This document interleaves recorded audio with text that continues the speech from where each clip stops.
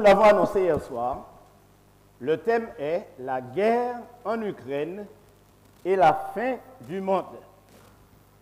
Nous vivons réellement dans un monde particulier, un monde où la technologie, la science sont très développées et constituent un espoir pour l'humanité. Aujourd'hui, l'homme est capable d'envoyer des hommes dans l'espace.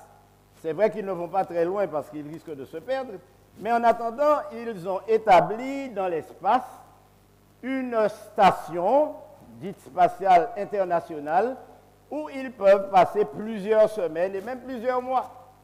Dans ce contexte-là, l'homme a le sentiment qu'il peut finalement dominer toute chose et avoir sur ses semblables beaucoup d'autorité et en même temps des privilèges. Mais en même temps, chers amis, nous sommes aussi sous la menace d'une explosion nucléaire. Aujourd'hui, les hommes politiques, les scientifiques, les philosophes, les religieux sont dans l'angoisse parce que depuis que les Russes sont entrés en Ukraine, aujourd'hui on ne parle que de guerre nucléaire. Aujourd'hui même, le président Biden a rencontré le président chinois et le sujet de conversation c'était quoi? Tout faire pour éviter l'utilisation de l'arme nucléaire. Les caractéristiques des conflits sont évidentes aujourd'hui. Lorsque deux personnes sont en conflit, on dit qu'elles sont comment? Elles sont en guerre. Et la guerre est quelque chose de facile à déclencher. Mais en plus, une autre caractéristique d'un conflit, ce sont les alliances. Les alliances souvent contre nature. C'est ce qu'on appelle la diplomatie. Les hommes essaient de s'entendre sur des choses sur lesquelles ils ne devraient pas s'entendre. Et alors ils font toutes sortes d'alliances, ils signent toutes sortes de traités. Mais j'aimerais vous révéler quelque chose ce soir, chers amis. Cette tendance-là vise un élément, le peuple de Dieu. Parce que la Bible nous enseigne que Dieu a des enfants sur terre. Et ces enfants constituent la cible de toutes les menaces, qu'elles soient nucléaires, que ce soit la guerre, que ce soit les épidémies, que ce soit les pandémies. L'objectif, c'est d'exterminer les enfants de Dieu. Car la Bible dit que Dieu a créé l'homme à son image, mais il a un ennemi qui veut détruire cette image. Dans le conflit qui oppose l'Ukraine à la Russie, quelles sont les forces en présence? La Russie. Évidemment, qui dit Russie dit Vladimir Poutine. Aujourd'hui qualifié de fou, de dément, de toutes sortes de noms. Mais Vladimir Poutine a ses défenseurs aussi. Et il a son propre système de défense qui lui permet de justifier l'entrée en Ukraine. Et le prétexte qu'il avance, qui est peut-être une raison normale, c'est que l'OTAN a placé aux portes et aux frontières de la Russie des forces militaires qui constituent une menace pour l'État russe. D'ailleurs, vous me direz, mais il a raison, c'est de la légitime défense. Mais la légitime défense est justement de riposter à la menace et non pas d'envahir un pays. Mais il semble que les raisons pour lesquelles Vladimir Poutine a décidé d'envahir l'Ukraine, c'est parce que l'Ukraine veut faire partie de l'OTAN, l'ennemi même de la Russie. Et en plus, l'OTAN a décidé de placer autour de la Russie, dans les différents pays, la Pologne, la Roumanie, etc., des armes très puissantes qui permettraient de faciliter l'invasion de la Russie par les Occidentaux. Tous ceux qui sont contre l'ordre mondial actuel qui est dirigé par les États-Unis, les Occidentaux et le dollar, qui est la monnaie de référence, ont décidé de se réunir pour former le BRICS. Et le BRICS est formé des pays suivants: Brésil, Russie, Inde, Chine et l'Afrique du Sud. Savez-vous, chers amis, que ces 5 pays représentent plus de 2/3 de la population mondiale? Le prétexte pour concevoir le BRICS, c'est l'économie, commercer. Il semble que le commerce est devenu la chose essentielle et la plus importante dans les relations internationales. Mais une autre force, c'est l'Ukraine. Alors, l'Ukraine, en soi, n'est pas un pays adversaire de la Russie. Pour ceux qui connaissent l'histoire de l'Ukraine, ils doivent savoir que lorsque l'Union soviétique existait, à la dissolution de l'Union soviétique, les Occidentaux, avec la Russie bien sûr, avec M. Gorbatchev, qui est celui qui a lancé les choses,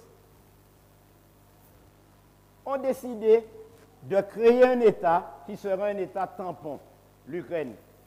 Et pour créer cet État, les Occidentaux ont pu obtenir de la Russie que plusieurs parties de son territoire appartiennent à la nouvelle République d'Ukraine. Ce qui signifie que les habitants de ces territoires sont pour la plupart d'anciens Russes ou des Russes et des nouveaux Russes, puisque après l'annexion de la Crimée, et maintenant nous avons d'autres pays qui ont été annexés récemment, tous se réclament d'être russophones parce qu'ils parlent la même langue et ils font partie de la même ethnie. Sauf que, et vous ne le savez peut-être pas, ceux qui composent l'Ukraine aujourd'hui ont été importés de différentes autres régions, notamment d'Israël, et ont créé un État qui n'est même pas dirigé par un vrai Ukrainien. M. Zelensky est un juif, un khazar. Si bien que lorsque le conflit a éclaté en février 2022, l'État d'Israël a dit « Il nous faut absolument défendre l'Ukraine parce que ce sont nos compatriotes. » Allez comprendre quelque chose, c'est bien difficile. Mais l'Ukraine représente l'Occident. Imaginez-vous, et cela est inimaginable, je suppose que vous êtes posé la question, l'Ukraine ne fait pas partie de la communauté européenne. L'Ukraine ne fait pas partie de l'OTAN. Et pourquoi les Occidentaux sont-ils aussi prêts, excités à envoyer des millions, des milliards de dollars à l'Ukraine pour se défendre? Mes amis, il y a des choses bizarres dans ce monde. Et je vous ai dit que nous sommes dans un monde étrange. L'Europe a déporté des dizaines de millions d'Africains, d'esclaves, qu'ils ont pris de force et emmenés sur les colonies. À l'heure où je vous parle, le Yémen est menacé par l'Arabie saoudite. La Chine a eu beaucoup d'actions dans certains pays. Il y a des millions d'Africains qui meurent de faim. Pas un milliard n'est dépensé pour résoudre leurs problèmes. Alors je vous parle, des dizaines de milliers d'enfants meurent chaque jour. Savez-vous de quoi? Du paludisme. Des chercheurs africains ont trouvé des remèdes qui pourraient guérir le paludisme. Ils ont tous été tués. Je ne suis pas en train d'accuser quelqu'un ni l'industrie pharmaceutique. Mais si vous avez trouvé un remède pour guérir le sida, n'allez pas le crier sur les toits. Guérissez-vous avant et ensuite, faites savoir comment vous avez été guéri. Parce que tous ceux qui ont découvert quelque chose qui permettrait à cette terre de vivre en paix dans de bonnes conditions ont été totalement éliminés. Alors, l'Ukraine représente l'Occident. Pourquoi? Parce que derrière l'Ukraine, il y a l'Europe, il y a les USA et il y a Israël. Alors vous me direz, mais c'est normal. C'est tout à fait normal. Un pays envahit un autre, on le défend. C'est pas logique. Mais qui est-ce qui défend Haïti? Depuis que l'État haïtien s'est constitué en 1804, Haïti a toujours été occupé par les Américains, par les Français, par les Anglais, par les Allemands, par tout le monde. Personne n'a levé le petit doigt. Nous vivons dans un monde d'injustice où celui qui est plus fort tape sur le plus petit et si le plus petit lui répond ou essaie de se défendre, qu'est-ce que l'on fait? On l'élimine. Voilà le monde dans lequel nous sommes. Maintenant, mes amis, la guerre en Ukraine, et c'est le thème que nous allons traiter ce soir, et la fin du monde est quelque chose à prendre très au sérieux. Parce que jamais dans l'histoire de l'humanité, dans l'histoire de ce monde, il n'y a eu autant de choses bizarres qui se passent. Avant la guerre en Ukraine, que s'est-il passé?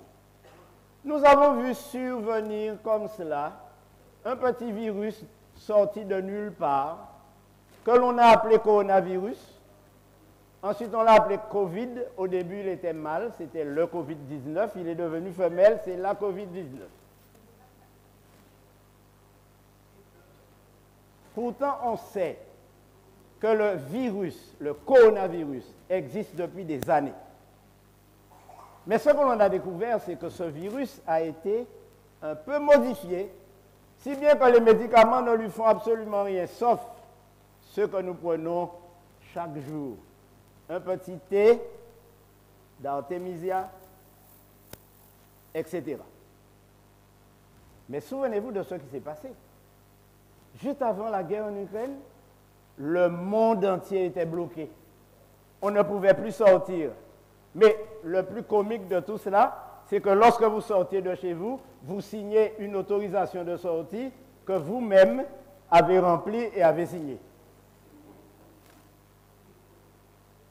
Pourquoi? Parce que nous ne comprenons pas. Eh bien, mes amis, je vais vous dire ce soir, et la Bible nous l'enseigne, ce conflit entre l'Ukraine et la Russie est un conflit entre la Russie, ses alliés et l'Occident. Et le principal ennemi visé, c'est Vladimir Poutine, mais Poutine a aussi en point de mire les États-Unis. Il faut savoir que depuis que l'URSS existe, les États-Unis ont toujours cherché un moyen pour faire disparaître cet ensemble.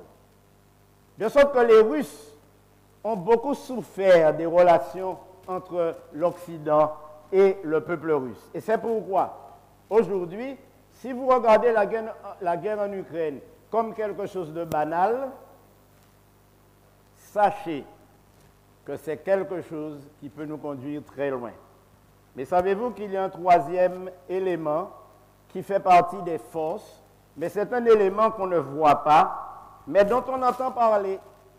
Et cette troisième force en présence, qui constitue le troisième élément du conflit, c'est le Vatican. Alors, mes amis, lorsque nous considérons la vie aujourd'hui, lorsque nous écoutons les nouvelles, lorsque nous regardons les reportages qui sont faits ici et là, nous devons nous dire que ce qui se passe là n'est pas un hasard. Car il n'y a pas de hasard. Il y a des gens qui croient à la chance, qui croient au hasard, qui croient au destin. Il n'y a pas de hasard sur cette terre. Les choses arrivent parce qu'elles ont été annoncées. Les choses arrivent parce que lorsqu'elles se produisent, cela a déjà été écrit. D'ailleurs, l'opinion nous dit ceci.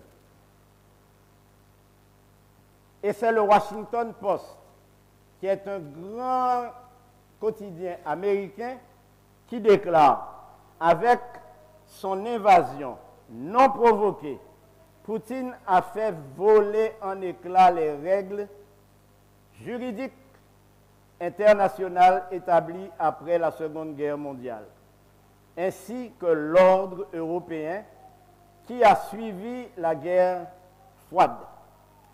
Cette vieille architecture commençait à vieillir et elle était destinée à être remplacée à terme. Si Poutine perd sa bataille pour soumettre l'Ukraine, le nouvel ordre aura une fondation solide et comment? Prometteuse. Mais ce qu'on n'a pas entendu, c'est que Vladimir Poutine a dit que s'il perd cette guerre, il fera quelque chose et c'est tout le monde qui va mourir en même temps. Et depuis qu'il l'a dit, il l'a dit dans un discours, j'ai demandé aux forces de défense de mon pays de se tenir en alerte et être prêtes à agir. Tout le monde a compris ce qu'il voulait dire. Parce que Vladimir Poutine possède des armes que les États-Unis n'ont pas. Les armes les plus puissantes qui existent aujourd'hui et qui sont capables, grâce à la force nucléaire, de détruire le monde entier. Évidemment, Poutine a fait construire un bunker bien au fond. Il a fait concevoir un avion qui n'a pas de hublot. Et il a un missile qu'il a appelé Satan II. Mais la chose qu'il a oubliée, c'est que le jour où il fait sauter le monde, il saute aussi. Et c'est la raison pour laquelle aujourd'hui on se dit, il n'osera pas. Mais mes amis, il y a encore une autre puissance qui regarde les choses attentivement. Et il s'agit de la Chine. Qu'est-il dit? Alors que la Russie poursuit sa marche sanglante en Ukraine, certains observateurs préviennent que la Chine observe de près la réponse des États-Unis à Moscou, car elle planifie ses prochaines étapes pour tenter de déloger l'Amérique en tant que première superpuissance mondiale. Voilà la situation dans laquelle nous sommes, mes amis. La Russie. Maintenant, qu'est-ce que la Chine a à voir avec ça? Mais la Russie dit qu'elle est prête à défendre. La Chine dit qu'elle est prête à défendre la Russie si les États-Unis agressent la Russie. Maintenant, quand 2 milliards de Chinois vont se mettre sur notre dos, ce sera grave. Chers amis, la Bible a annoncé des conflits qui se réalisent presque chaque jour sous nos yeux. Il s'agit d'un conflit entre le roi du Septentrion, c'est-à-dire du Nord, et le roi du Midi.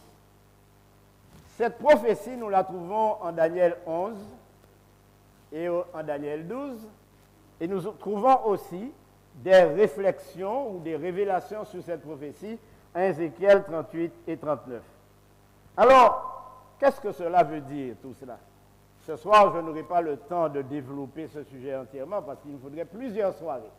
Mais nous allons seulement entamer notre étude pour comprendre ce qui se passe entre le Nord et le Sud, entre l'Est et l'Ouest. Eh bien, voilà ce que la Bible nous dit. En Daniel 11, verset 1er, « Et moi, la première année de Darius le Mède, j'étais auprès de lui pour l'aider et le soutenir. Maintenant, je vais te faire connaître la vérité. Voici, il y aura encore 3 rois en Perse. Le 4e amassera plus de richesses que tous les autres, et quand il sera puissant par ses richesses, il soulèvera tout contre le royaume de Javan. » Ici, nous avons 2 mentions. La Perse et Javan. La Perse est un royaume qui a existé, ou un empire qui a existé avant le royaume de Javan, qui n'est rien d'autre que la Grèce. Mais nous le verrons demain soir. Mais il s'élèvera un vaillant roi qui dominera avec une grande puissance et fera ce qu'il voudra. Et lorsqu'il se sera élevé, ce royaume se brisera et sera divisé vers les quatre vents des cieux. Il n'appartiendra pas à ses descendants, et il ne sera pas aussi puissant qu'il était, car il sera élevé et il passera aux mains d'un autre. Le roi du Midi deviendra fort, mais un de ses chefs sera plus fort que lui et dominera. Sa domination sera puissante.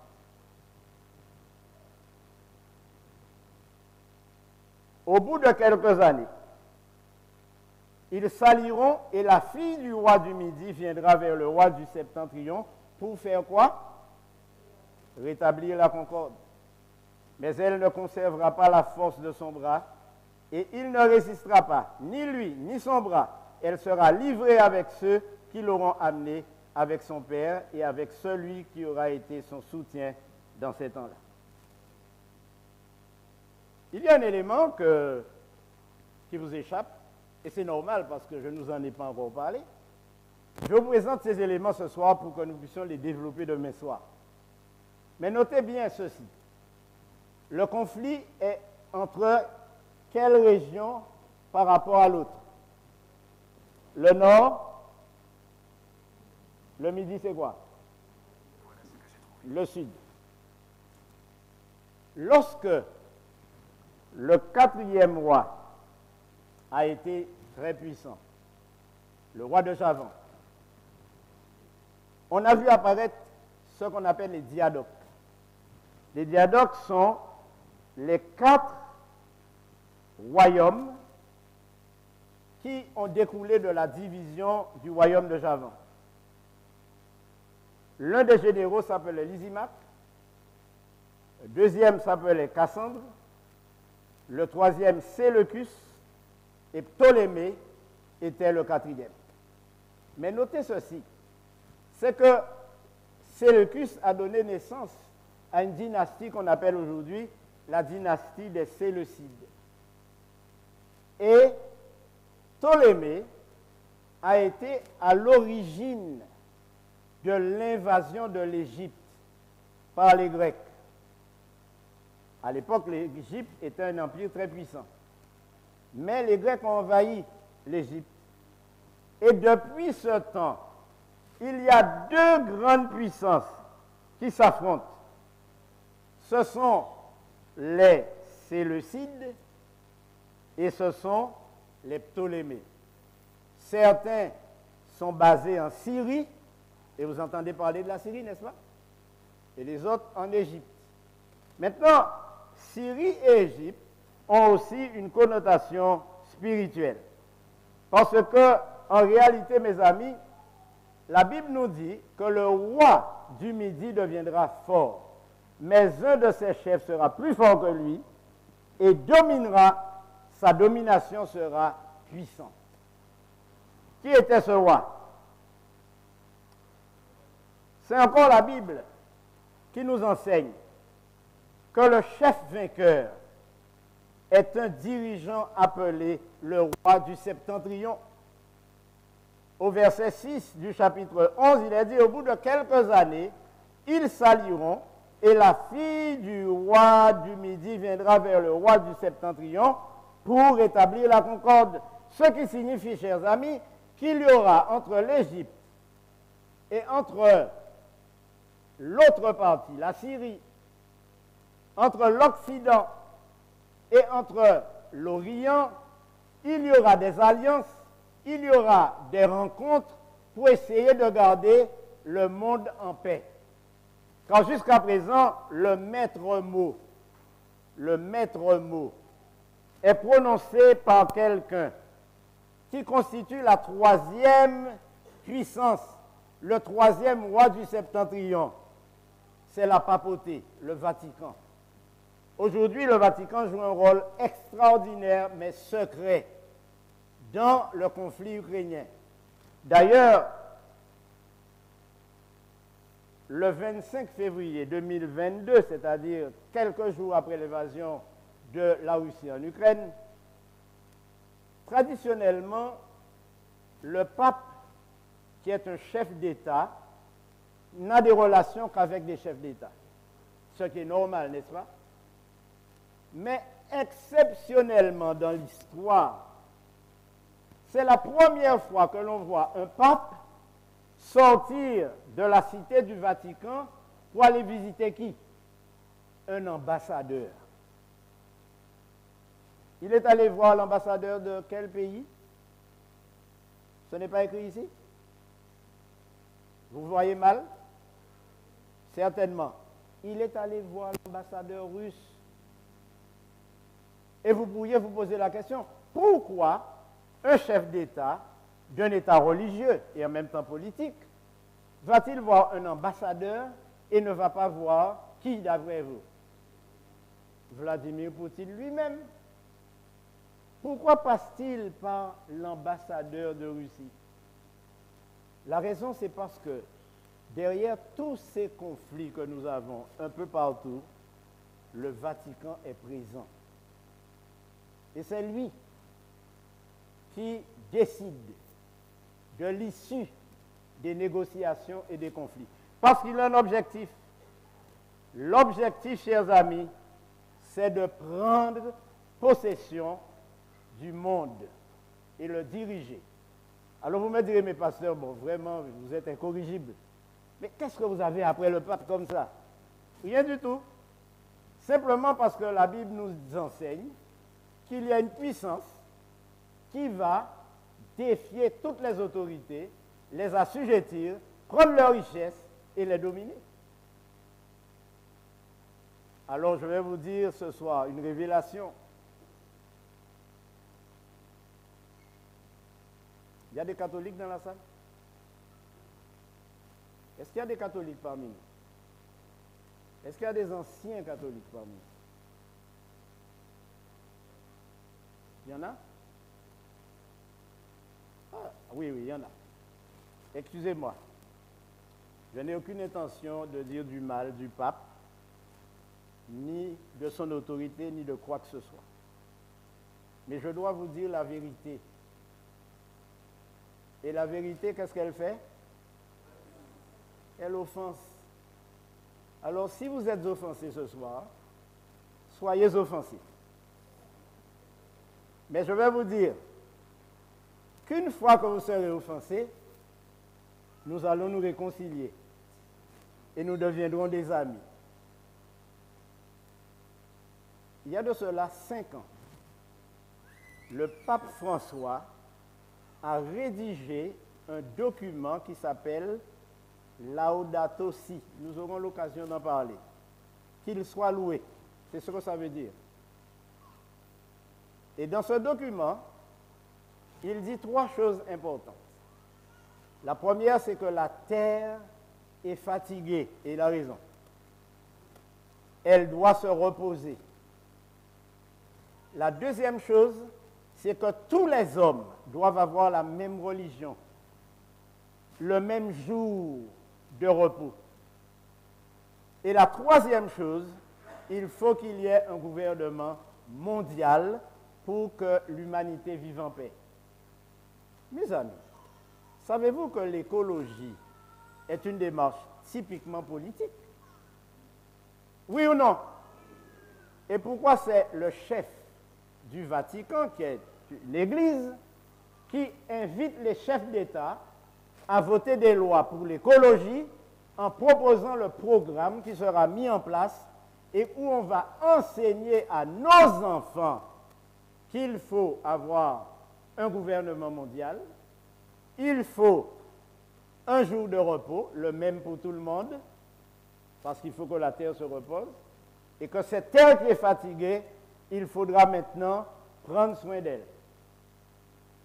Mais vous êtes certainement posé la question pendant que je vous le disais.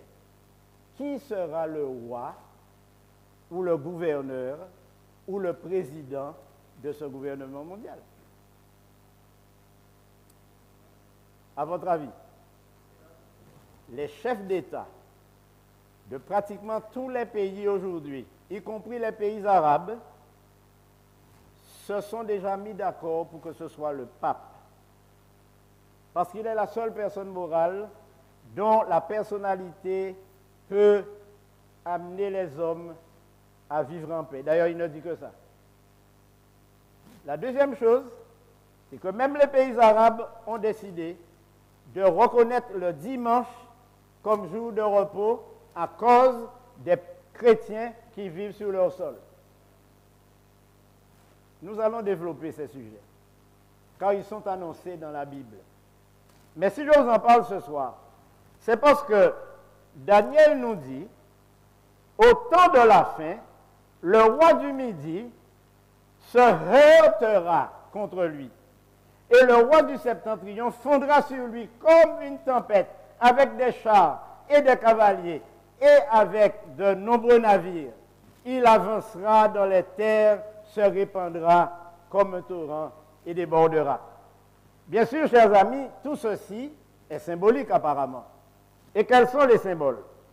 Les chars sont des équipements de guerre, n'est-ce pas? Oui ou non? Mais qu'en est-il des cavaliers? Les cavaliers sont des troupes, des soldats. Mais par contre, lorsqu'il est question de navires, il est question plutôt de commerce, n'est-ce pas?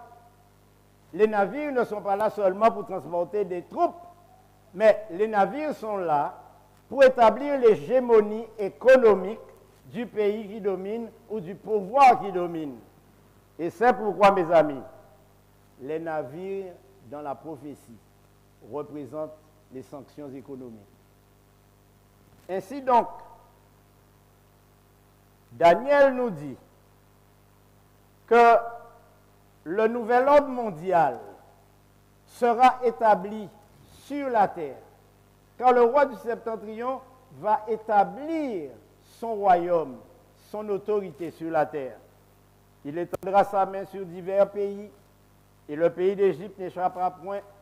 Mais ici, retenez que le pays d'Égypte n'est pas l'Égypte que nous connaissons, mais c'est encore un symbole, le symbole d'un Occident très, très, très, très décidé à régner.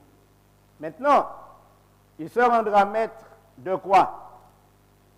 Des trésors, d'or et d'argent, et de toutes choses précieuses de l'Égypte. Mes amis, retenez quelque chose. Depuis quelques années, chaque année, vous entendez parler d'une conférence mondiale qu'on appelle la conférence de Davos. Ça vous dit? Vous avez déjà entendu parler de Davos? Savez-vous de quoi est composé Davos?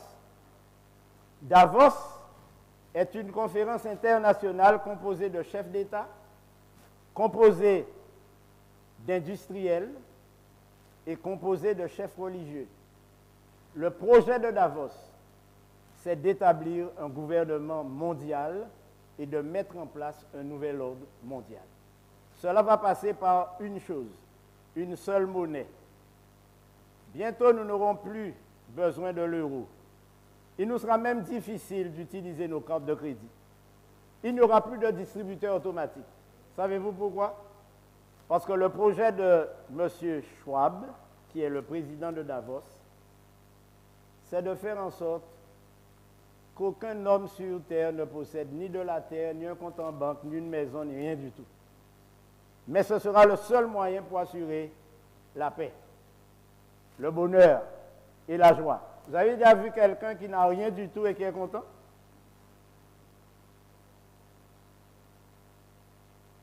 Mais la promesse que Davos fait aujourd'hui, c'est que nous ayons quoi? Rien du tout, mais que nous soyons heureux. Alors, chers amis, Jésus a fait une prophétie. Il a fait une annonce. Et voilà ce qu'il dit. Car dans les jours qui précédèrent le déluge, les hommes mangeaient et buvaient, se mariaient et mariaient leurs enfants jusqu'au jour où Noé entra dans l'arche. Et ils ne se doutèrent de rien jusqu'à ce que le déluge vint et les emporta tous. Il en sera de même à l'avènement du Fils de l'homme. Savez-vous, chers amis, qu'il y a eu une première fin du monde? Il y a eu une première fin du monde parce que Jésus nous dit que ce qui s'est produit du temps de Noé s'est produit et va se reproduire. Alors, quelle était la situation du temps de Noé? Lisons rapidement quelques versets. En Genèse 6, verset 5, il est dit « L'Éternel vit que la méchanceté des hommes était grande sur la terre et que toutes les pensées de leur cœur se portaient chaque jour uniquement vers le mal. L'Éternel se repentit d'avoir fait l'homme sur la terre et il fut affligé en son cœur. Et l'Éternel dit « J'exterminerai de la face de la terre l'homme que j'ai créé, depuis l'homme jusqu'au bétail, aux reptiles et aux oiseaux du ciel, car je me repens de les avoir faits. » J'exterminerai les hommes, les animaux, le bétail, les plantes. N'est-ce pas une fin du monde? Oui, et c'est la première fin du monde. Elle a eu lieu. Mais la Bible nous dit en Genèse 6, verset 8, « Mais Noé trouva grâce aux yeux de l'Éternel. » Et le Seigneur annonça à Noé qu'il allait détruire l'humanité. Mais il lui demandait de construire un bateau pour que tous ceux qui voulaient être sauvés puissent en profiter.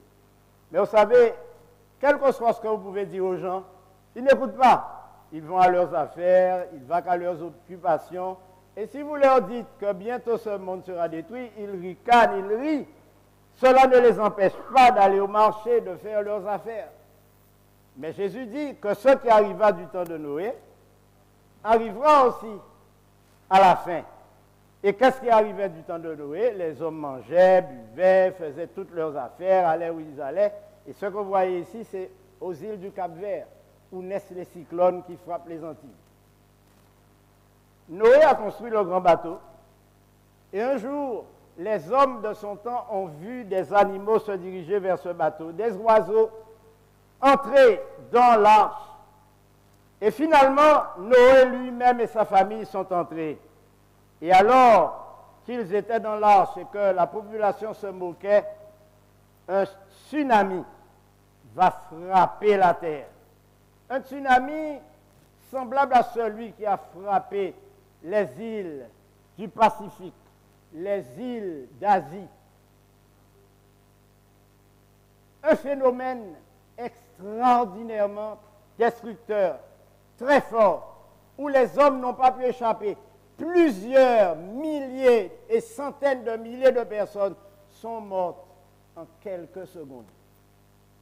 Chers amis, je peux imaginer ce que cela fut lorsque les écluses des cieux se sont déversées sur la terre et ont envahi les villes les mieux construites de l'époque, ont envahi les secteurs de l'économie et ont tout détruit. Certaines familles ont perdu tous leurs membres, mais quelques-uns ont pu échapper en courant sur les montagnes et en prenant le temps d'arriver. Car mes amis, tous ou presque ont été rattrapés. Et c'est ainsi que le bateau s'est mis à flotter et on a vu des hommes et des femmes vivre quelque chose de terrible, mes amis. L'eau a tout détruit.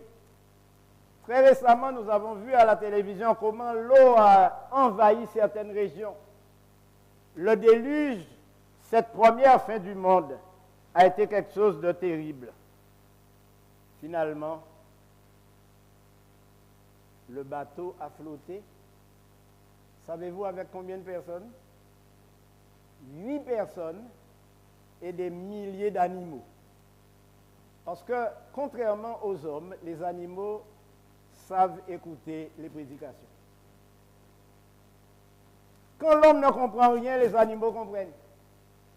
Imaginez-vous un prédicateur qui a prêché pendant des années, comme je le fais ce soir d'ailleurs, et ce sont les animaux qui ont écouté le message et qui ont été convertis.